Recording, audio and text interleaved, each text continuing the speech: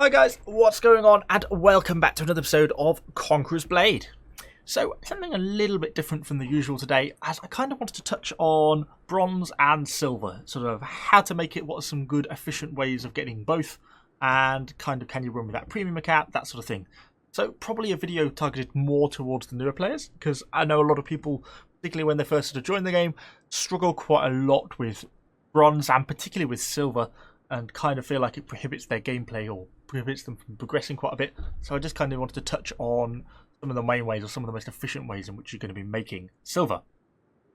So let's start off. Obviously, I am running a premium account, so that gives me a 30% increase to the amount of bronze I'm going to be earning. You can run perfectly well without a premium account. I choose to, because mostly for the hero and unit experience, actually more than the bronze, and obviously because in my mind I justify it as part of the expense for the YouTube, and that's how I lie to myself. But yeah, it does give me more bronze, so that is a benefit obviously I do have. But bronze elsewhere can be earned obviously every time you take part in either a siege, a field, or something like an expedition, anything like that. You'll get a number of bronze for that battle. Say like a siege battle, you can maybe earn 5,000 or 6,000 bronze from a single battle. But of course, to counter that, you have to pay for the unit upkeep. So that's where one of the key things, I think at least, is trying to get some really high quality, low tier units. It sounds counterintuitive, but what I mean by that is, for example, I did a video on these pike militia not very long ago. These are only a 2-star unit. Kits are dirt cheap. A kit's sort of like 800 or 700 bronze for one kit. They're really not very much at all, and yet they're a really effective unit. Yet, if you were to go and take instead something like, say, Imperial Spear Guards, a kit for them is going to be thousands and thousands of bronze. So losing a unit of Imperial Spear Guards in a siege battle is a lot more expensive than losing a unit of pike militia, and that's something you really have to factor in to deciding which units you're going to be taking into battle. Maybe yes, you can take some high tier units, maybe just one. I certainly probably, if you're not running a premium account and you're struggling for bronze, taking something like an Imperial Spear Guard, taking a heroic era unit is not worth it, because there are plenty of very good quality silver era units.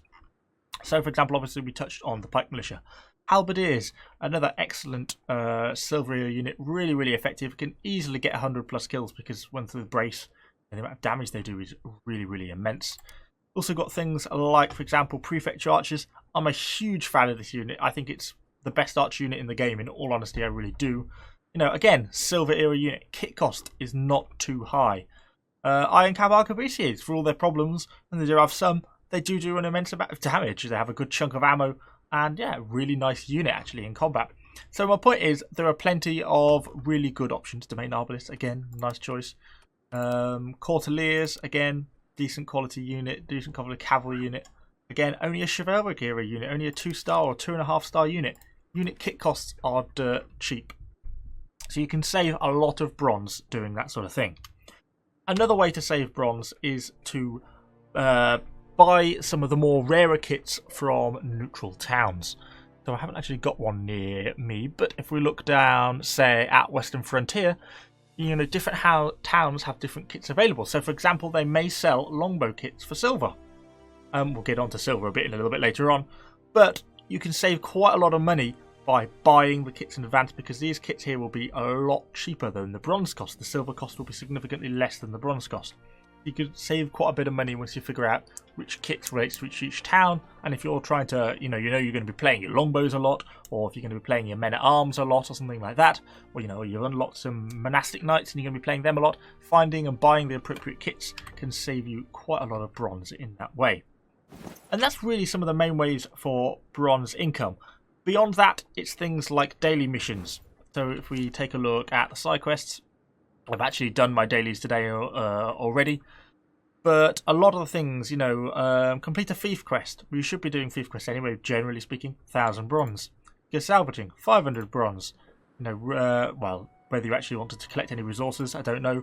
Just doing a duel will also get you another 500 bronze. So doing them is a really easy way of getting just a couple of thousand extra bronze a day, but not really going much out your way.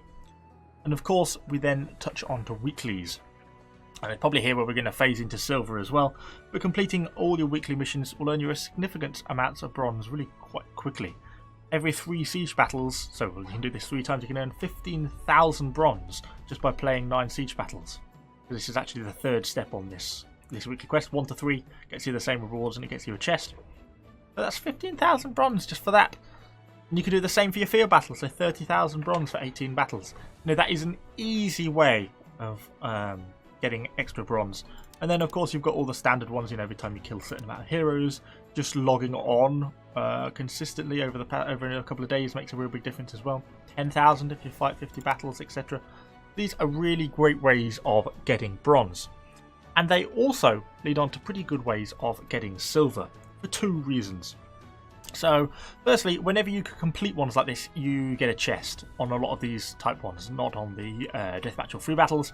But for example, completing the sieges, you end up getting a chest like this, an epic wealth chest. And if you open it, you'll get, an assorted little hero crafting materials, 400 honor, which is well worth having for a start, and 500 silver coins just for that. So obviously you can do that 3 times per week on the sieges, 3 times per week on the field battles. So that's 3,000 silver just off the bat straight away right there. Then of course you've got all the expeditions. You can do these each time, and each of these campaign rewards will also give you a chunk of silver. Plus you've also got it every time with the medium, easy and hard rebel camps. So there's lots of ways on these weekly. Doing these should be a super easy way of getting ways of extra silver. And extra bronze, of course, every time you complete them as well. Particularly the expeditions, you don't even need a party, although it is nicer with one. But you can just queue up and get them done, and you can really knock these missions out really quite quickly. But more than that, it will also help you pop along on the actual weekly, main weekly quests.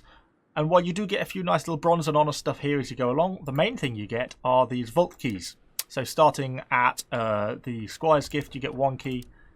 And then you get 2 for the next one, and then I think you get 4 for the end one. So you can, without a premium account, you can earn a total of 7.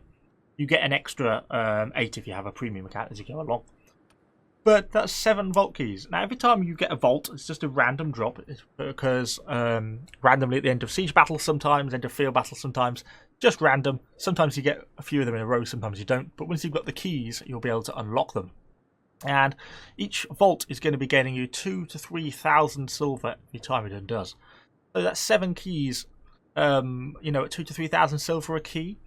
You're going to easily be looking to making another 20,000 silver a week just from the vault drops. On top of that, you've also got things like maybe you're part of a guild, or maybe you're not yet, but you may be looking to join a guild. That can be a good way of getting some silver income. For example, our house owns a number of bits of land, and at the end of each week we get tribute from the land we own, and it's sort of between 10 and 20,000 silver a week. Again, but it adds up. When it's week in, week out, that silver starts to become relatively nice, and you also get some skill pages and some unit kit stuff as well, so you get a nice few little bits doing it. So all in all, it works into this kind of nice little way of all these different little things that help you earn. You also are going to find that you start to get random drops in battles at the end of battles. These can be in the forms of little bags of silver, but they can also be in the forms of weapon drops and other things. So, for example, and this is kind of where you need to do a little bit of market research on whether it's worth it or not. For example, I got this penetrating wandering star. Just a short sword weapon, a rare short sword weapon. So if we hop over to the market, and we have a go to the hero equipped weapons, short sword, rare, and we can have a look. And we see it's completely not worth selling. And the reason for this is we can see the base price here. Just from experience tells me this is the base price of 5,010, and there are, well, quite a few pages of people listing them at the base price. The odds of you ever selling it, very, very slim. So it's not worth selling it in this case. However, a couple of battles ago I also got a legendary artillery component random drop, and if we take a look at that, artillery components, legendary, you'll see, well, currently the cheapest is 11,500. But actually, just immediately beyond that, the next one is 21,000 silver. So that is well worth selling for us, isn't it? So we can easily just sell that, stick that on the market. I don't know, 20,000. So I might as well, no point competing with that one little anomalous really low point. And there we go, we've got that listed for 20,000. When that sells, which I'd be fairly confident it probably will, that's, an easy 20,000 silver just from one drop. if you get guardsmen, gear or equipment and stuff like that, that is another great way of being able to sell those things to make silver. And you'll soon find you should be able to get your silver up a lot higher. Now, once you start to actually get your silver up, that opens up a new possibility of these premium units. So we're going to have a look at the tech tree. I've been kind of reviewing these guys as we've been going along. You can see them, things like these Black Dragon Archers, there's Sea Stag Death Dealers, and there's Pikemen, etc. I think there's a Javelin down here somewhere. There he is. So there's 5 of these different premium units, and they have one really special point, and that is when you have them equipped, when you take them to battle with you, you get 10% increased bronze, as well as 10% increased unit experience and hero experience. And honor as well, actually. But more than anything, it's the bronze. That 10% increase just from having one of these units in battle with you, that is a third of a premium account. So once you get one of these, so once you only have to buy one, they don't stack, so you only need to ever get one. Once you get one and take it to battle with you every time, and you never pay any unit kit costs on them either, then that 10% increase in bronze is permanent. It's like a permanent third of a premium account, so it's well worth having.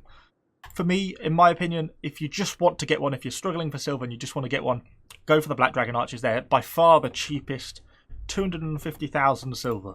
That is perfectly attainable, even without a premium account. You should, within time, be able to get enough silver to get one of these. Particularly if you get a bit lucky with some of your drops, get a guardsman drop, something like that. Get a guardsman schematic drop, something like that. You're going to be making 50,000-60,000 silver quite easily, if you get a guardsman chest piece or something. So it's quite easy to quite push up to that 250,000 silver. It's not an unattainable figure. And then that's a worthwhile long-term investment, in my opinion, because that's going to be bumping your silver rate up quite a lot. And that is pretty much all I've got for you. That's kind of, in my opinion, the main ways that you're going to be dealing with making silver. There are things probably to look at. You could look at in terms of playing the markets a little bit, buying and selling unit kits in different regions. But I think that's probably something that will wait for another video. Of course, at the moment, we have also got the Season 1 ongoing, which does give you access to some interesting rewards. Things like the rare helmet schematics can be sold for quite a decent amount of silver. There's also some bronze chests if you've got the battle pass, and some silver chests, which, 10 and 10,000 silver, 10,000 bronze, 10,000 silver, which can kind of be helpful. And even if you haven't got the battle pass at all, make sure you try and push to get to, I think it's level 10, and that will give you 120 conquest points, which will give you enough to go to the second page and buy this 7-day premium account. Oh, you should actually be able to do it at level 8. It's only 50 conquest points, and that will give you a premium account for 7 days. That is well worth having. I don't believe it even instant activates, so you can get it, put it in the inventory, and when you think you've got a week off work or you're going to have a good time to be able to smash this out, activate that, and that's going to give you that 30% increase to bronze income, hero XP income, unit XP income. Well worth having. Anyway, that's all I've got for you today, guys. Hopefully this was vaguely interesting for some of the newer players, or vaguely useful. If it was, do let me know what you think in the comments down below. Subscribe to the channel, of course. I've got a load more Conqueror's Blade content, and I shall see you all on the next video.